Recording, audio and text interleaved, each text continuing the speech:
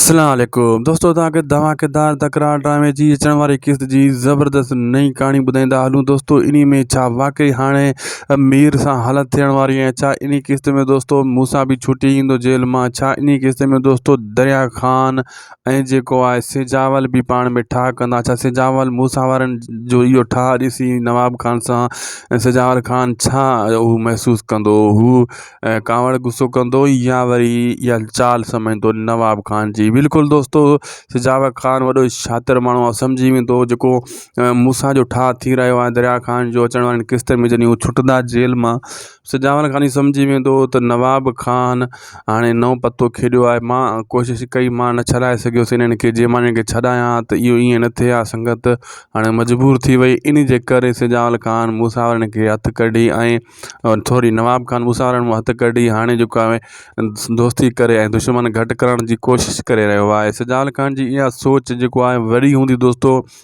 ऐं अचण वारनि क़िस्तनि में इहो बिल्कुलु ईअं थियण वारो बि आहे। ऐं तव्हांखे इहो मां ॿुधाईंदो हलां त नवाब खान जी इहा ई कोशिशि आहे त कुझु दुश्मन ठाहे वठां हल्का फुल्का, पोइ शेर अली जहिड़े ऐं सिजावल जहिड़े राकास खे मुंहुं ॾियां।